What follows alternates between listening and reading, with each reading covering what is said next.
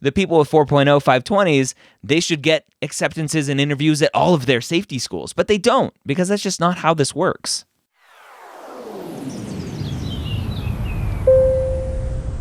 Ask Dr. Gray Pre-Med Q&A brought to you by Blueprint MCAT. How are you doing today? I'm doing well. How are you? I am excellent. What can I help you with? So I just kind of have a list of questions, and I'm excited to see where it goes. I've been watching the podcast and the virtual shadowing for a long time, so I really appreciate all you've done for me in my pre-med journey. And now here I am working on my secondaries, and I'm feeling like, well, I'm really grateful for all you've done, and I'm excited to learn some more from you as I'm in this phase of my application. Yeah, let's do it. All right. So to begin, this is a very tiny one, but during my MCAT studying semester, which was just last spring, I took 11 credits, which is one less than full time. Mm-hmm. Some of the prompts explain a significant academic fluctuation. Would you consider that to be an academic fluctuation, taking a 3/4 credit, or no? No. Because I still took 5 classes, so I feel like it's really not insignificant. I was taking hard science classes, just a little bit lighter of a load, so I could study for the MCAT as well. Yeah, not an issue. Perfect. There may be, so let me just, there may be, let me expand on that a little bit. There may be a specific prompt that says if you were not a full-time student during your academic career, then maybe you have to answer that question. But I wouldn't call 11 credits versus 12 a significant fluctuation. Yeah, especially because the previous semesters I took 16 and before that 21. Yeah. So it's kind of like I loaded my credits early so that I could get through MCAT season, and it worked out well. Nice. Let's see. So personal challenges, that's a tricky one. I have a prompt that kind of asks, explain gaps in your education, academic missteps, or personal challenges not listed elsewhere. Mm-hmm. I haven't had life-changing, life-shattering personal challenges. Yep. And so I feel like if I tried to, I could write about something that's been challenging. Okay. But I think that's not what that prompt is looking for.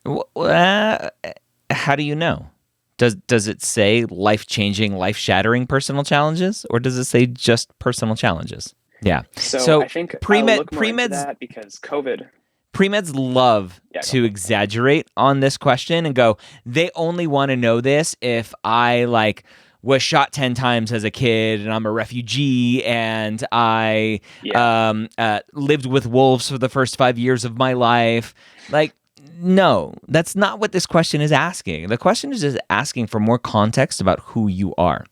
So challenge is challenge, and that's going to be different for everyone. And some people have gone through a lot of stuff and thank your lucky stars that you haven't gone through a ton of bad stuff, but you've still had challenges in your life.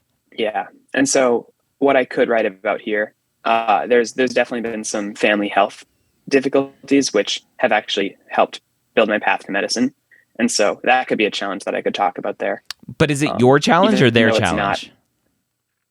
I guess it says, or you're right, personal challenges. So it was my dad had a pretty significant heart issue. Okay. That was a challenging time, but you're right. That's actually a good question. Would that be a personal challenge or would that be a family challenge? It is more of a family challenge. It could be a personal challenge. Where a lot of students go wrong with that type of question is they only talk about their dad and don't talk about how it impacted them. So therefore, it's not a personal challenge. It's, hey, my dad went through this, but it didn't really affect me because I was off in college.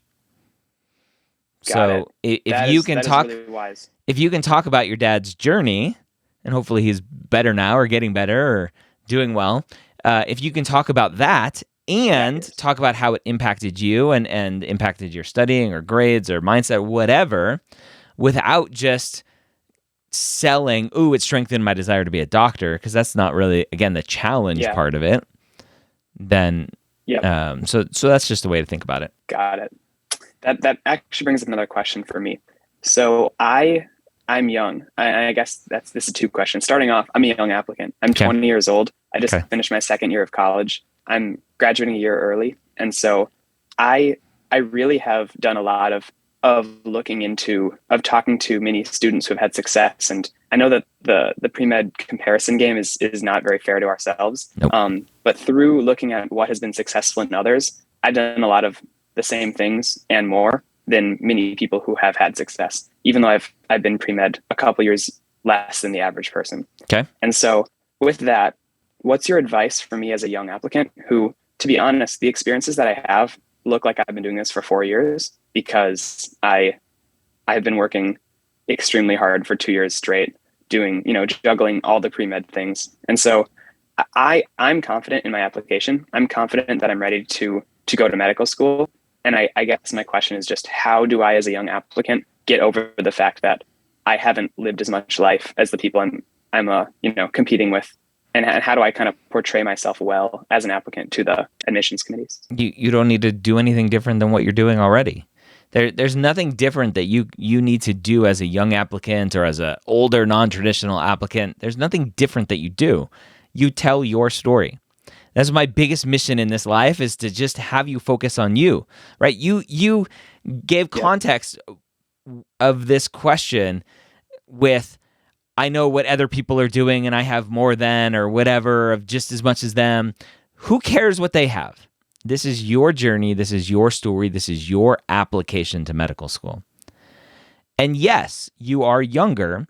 And typically the issues that come with being a younger applicant are not having enough time to do the things that you need to do, to get the clinical experience, to get the shadowing, to do all of that stuff, because you just haven't had enough time on this earth to do all of those things and be a good student and apply. Just in the news, there's a 13-year-old that got into medical school, right? I saw that. That's amazing. It's amazing. I was like, wow. It's amazing. You're like, damn, I'm old. So there are ways to do this. Just focus on you and your story. And you may get questions of like, you're only 20. How do you know you're ready for this? And you just have to have your answer, whatever your answer is. Got it. And it's not, well, I have 3,000 hours of clinical experience and I know that the average student only has 1,000 hours. That's not the question that they're asking. Yeah. They're not asking you to compare yourself to other people. Wow. Thank you for that advice. That's really good. And so the other question that I was going to kind of bridge off of that, I might have just blanked on, so I'll get back to you when I get there. Okay.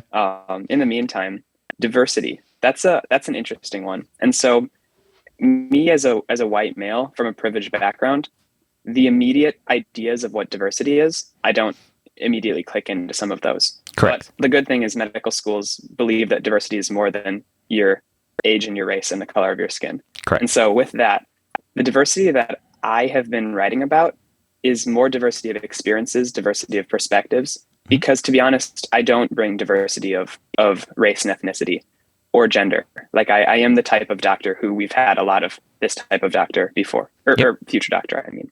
And so how do you feel about when I get asked those questions? I write about my diversity of youth work experiences and how that has led me to an interest in pediatrics, as well as the diversity of different patient populations that I've served and worked with. As well as things like the things I've studied in school, developmental psychology, and the development lens that I bring, where I'm especially passionate about the early life, like baby to toddler, because that's when a lot of the cognitive structuring of how you're going to interact with the world for the rest of your life happens. So those are the things that I've been focusing on. How do you feel about that? I think that's the perfect way to think about it to some aspects, right? Because diversity as a white male is not color of skin, is not whatever background you come from, especially if you're not from a disadvantaged background as well. So it's not just that. So I want everyone to understand. And even I talked about this in another Ask Dr. Gray episode recently. I was reading a secondary essay of someone who is an ethnic and racial minority. And her diversity essay was basically, hey, I'm a racial and ethnic minority from a disadvantaged background. And that's all her essay was. And that's not good either. You don't just say, oh, look, the color of my skin's different, therefore I'm checking a box. It's what does that lead to in terms of your background, your experiences, and how you're going to bring that forward to your class and enhance the educational environment for your classmates. So for you, it's what skills, what traits, what experiences do you have from whatever background you have that you can bring to the class. That's how I like thinking about diversity for everyone. And sometimes that starts with, I am an ethnic minority, a racial minority. I come from a disadvantaged background, and therefore it will allow me to contribute in this way. And sometimes it's, hey, I'm a white dude, but I've had these experiences and it will allow me to contribute in that way. So it's a perfect way to think about it. I will asterisk that with, I typically don't like, hey, I studied this in school as a diversity angle, because it's basically saying I read a different textbook, therefore I know all of this other stuff. And for me, classroom experience is less important, less impressive, because it's like you took some different classes. Now, if you worked as a child psychologist for 4 years, that is a different story. Yeah. But as a 20-year-old, you didn't. Amazing. That definitely makes sense. And the developmental psychology, when I write about that, it's more of a supplementing my interest in youth work and my experiences in youth work. And here's a thing that I did in school that also supplemented my youth work. So I appreciate that, because I think I agree with you. You're right. I think life experiences and skills are more important to talk about in a diversity essay than what I studied in school. Mm-hmm.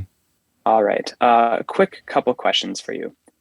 So I applied to 19 schools, which I got a lot of advice as to kind of how many to apply to. And ultimately I tried to apply to the general idea of some reach schools, some schools that are more fitting, and then a couple schools that are a little bit lower. Fitting, you didn't like that word. So I don't like any of those words. So those are college admissions words that don't work for medical school. There is no such thing as a reach medical school or a safety medical school or a fit medical school. It doesn't work.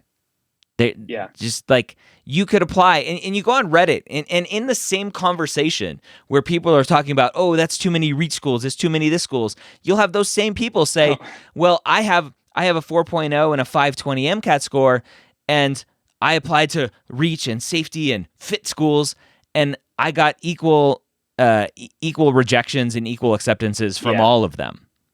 Like, it's just that game doesn't work. So in that same conversation, if someone says, oh, these are reach schools, these are safety schools, the people with 4.0, 520s, they should get acceptances and interviews at all of their safety schools. But they don't, because that's just not how this works.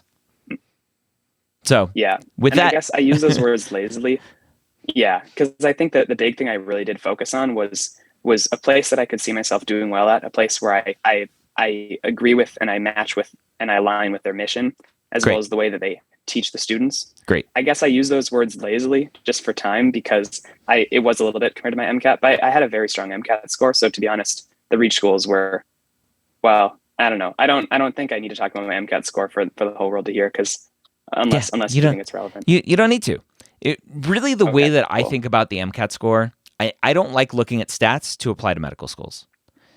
Mm-hmm. I like thinking about the MCAT is that may close some doors, or that's not going to close any doors, right? So someone with a 514, 515, 516, that's probably not closing any doors to any school.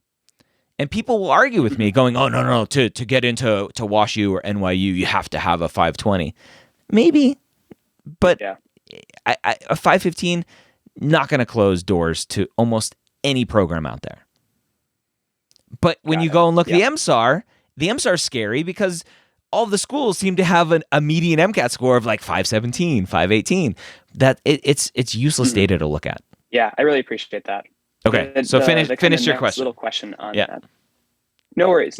I think that's really good for me as well as everyone listening to hear. So how important is the quote unquote prestige of the medical school? I don't love that word a ton, because I really do believe that a lot of the medical schools are providing wonderful educations and creating incredible doctors. Yep. But ultimately, residency programs, it sounds like, do care. Like, they're going to look at someone from Harvard differently than someone from a state school. Why? So as I'm getting to why do you say that? Well, that's what I've heard. Okay. Who's saying that? I personally don't love that. Reddit Student Doctor Network. Reddit Student Doctor Network. I mean, I guess I did get some advice from a couple medical students right now who are saying, ultimately, if you get the choice between, because I applied to, for example, Northwestern and U Chicago, and people suggested, like, if you get into one of those schools, it would be wise to go there, even if it's more expensive. And I don't know. I guess I'd love to hear your perspective as well, as someone who's been doing this a lot longer than most of us. My perspective is, it doesn't matter as much as students make it out to be. What matters potentially is not necessarily the name, but the networking. And so, yes, going to Harvard Medical School is going to increase the chances you get into a Harvard residency because you can network there. You can get in front of people. You can do all of that fun stuff, right? The connections that come with potentially going to a more prestigious, and I'm fine with the word prestigious because it's a common term. Like, we know Harvard is a brand name in almost every household in this country. Yale is a brand name. Columbia, right? These are really great schools, really great medical schools. That doesn't mean that the education that you're going to get at that school is better than Podunk State University, right? The education is going to be the same. Your ability to match into competitive specialties is going to be the same. Now, if you go to Podunk State Medical School, are you going to be able to get into a Harvard residency versus someone who goes to Harvard Medical School? Potentially. Potentially. Never say never, but will the student that goes to Harvard Medical School have a better chance? Potentially. Again, because access, networking, connections, not necessarily title of the medical school. When you look at data from residency directors' surveys, and surveys aren't the best data, and not everyone's completely truthful, but this is the data that we have. The surveys show that school name recognition prestige is much lower on the list of what residency program directors care about. Got it. And so I guess following up with that question, I applied to 19 schools. I can't say with any confidence if I'm going to get into any or which ones. Like, it's kind of, I'm excited to find out. And so say I get into multiple schools. Say I get into my state school, which is going to be cheaper and also a wonderful school. I'm from Minnesota and University of Minnesota. I would be elated to go there, especially because it's a top pediatrics program. And so I would really, really love to go to University of Minnesota. Say I get into there and I also get into UChicago, or I also get into Colorado, Aurora, Colorado. Like, how would you recommend going about deciding when the money will be a difference? Like, some of these other schools will probably be more expensive than the U, and also in like the long term, that money won't be as significant. I think Dr. Ray Fowler always talks about you're applying for like a $1 million job, right? It's like, it's in medicine. Even if I'm planning on going into the lowest paid specialty, the difference in tuition probably won't be a huge deal, unless maybe I'm wrong. But how would you recommend going about deciding? Because I feel really, because I got a much higher MCAT score than I was expecting, and all of a sudden I realized, like, wow, maybe I can start considering these world-renowned schools, these top programs. And I did apply to them, and I'm kind of like, so I don't know let me decide now. let me stop you. So that is the trap that I think medical students also have made in picking residencies, specialties, because they go, I got a much higher step 1 score than I was expecting. Therefore, I can apply to dermatology. I can apply to radiology. When previously they're like, oh my gosh, I can't wait to be a family medicine doctor. That is my passion. That's what I love. But I have a 250 step 1 score. That is going to go to waste if I don't apply to dermatology. And I think that has led to a lot of burnout in this country because students are applying to residencies, to specialties based on what they can apply to because of their step 1 score, not on what they should apply to based on what their passions and their interests lie in. And so you just made potentially the same mistake, and this is just my hypothesis, right? That I've been talking about this for a little bit, with step 1 going pass fail, all the weight's going to move to step 2, and we're still going to have the same issues. You just did the same thing, where you're like, ooh, my MCAT score is quote-unquote good enough to now apply to these more prestigious universities, these more prestigious medical schools. Without, and I'm just assuming here, hopefully you have, without doing everything else. Will I like the curriculum? Will I like the location? Will I like the class size? Will I like X, Y, and Z? Yeah. Right? So, and I did look into those factors. Good. So there were some, elite schools I applied to that I didn't love, that I looked into that I didn't apply to because I didn't love. But perfect. I think you're right. My scope of what I could apply to definitely did change when I got my MCAT score. Yeah. So what I want you to do is go through this process now. You applied to 19 schools. Let's say you get 19 interviews, 19 acceptances, right? That would be wonderful. That would be crazy. You just do a good old-fashioned pros cons list, right? Minnesota, you mentioned, right? It's where family is. It's the location I know. I this is potentially where I want to live. This is where my support is. That I love the weather here, although it's so cold. This is X, Y, like you write that for Minnesota, and then you look at Northwestern. You go, well, I don't know anyone in Chicago, or my best friend lives in Chicago, or I really don't like the weather there. It's much colder. It's more windy, whatever. You look at, yes, I know the history of Chicago. Windy is politicians and not actual wind. Anyway, you just do a pros and cons list. What is the curriculum, the class size, location, weather, whatever. And match list for me is low on the list in terms of how you should be ranking a medical school. Tuition is one of the last things you should look at. Now, as you go through this process, again, you get all of your acceptances. You narrow it down to 2 schools. One school is the cost of attendance is $100,000 a year. The other school is $50,000 per year cost of attendance. Right? That's tuition, room and board, whatever, all of that stuff. And so when you look at that, $400,000 versus $200,000, that's significant when you think about interest rates and all of this stuff. So maybe that comes into play at that point, right? You've narrowed down everything else, and you go 200,000 versus 400,000. 400,000, I think I would like that school more for whatever reasons. I think I will be fantastic at both, but I like the $400,000 school a little bit more. You go to the $400,000 school and say, hey, I got into this other school.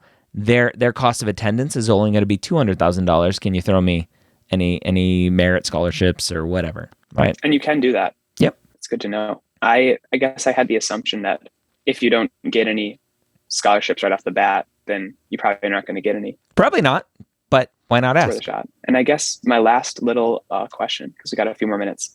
3-year programs. What are your perspectives on those? I see there's some, and honestly, I for example, Milwaukee, Green Bay, I would love that. It's a primary care focused, community based. Yep. I would absolutely love to do that. The only reason that I've heard people say maybe don't do that is because, say you discover, oh shoot, I actually want to do neurosurgery. Yep. Now you're in a smaller program with shorter time, not as much ability to rotate. But as someone who's, and I know in medicine, I think like up to 40 to 60% of people switch their careers, 75%, or switch their specialties from 75. Yeah, that's the last data. The highest. Right, I think pediatrics is the highest potentially because they go, oh wait, that stick with it.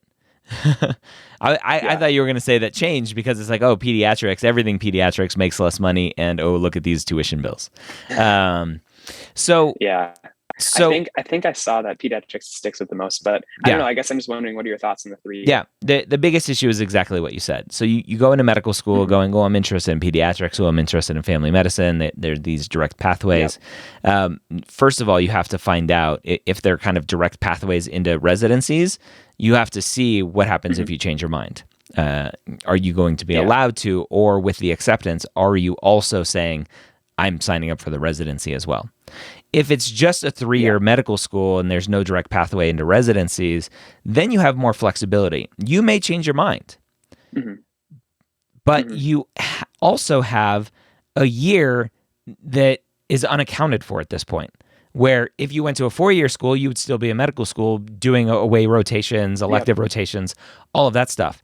So if you go to a 3-year school thinking pediatrics and all of a sudden you're like, ooh, I want to do neurosurgery for pediatrics, that's going to be different, then you just take an extra year and do research. Go find a program, go do research, and apply to residency as if you were at a 4-year school. So there's some flexibility there, but it is a downfall. It is a potential issue. Well, that's really good. And so the good thing is I'm applying to mostly 4-year programs because that's almost all of them. Yeah. And then a few 3 years as well, because with the passion that I have, I do believe that accelerating through that to get to the end goal of pediatric residency would be advantageous if that's what I stick to. Yeah.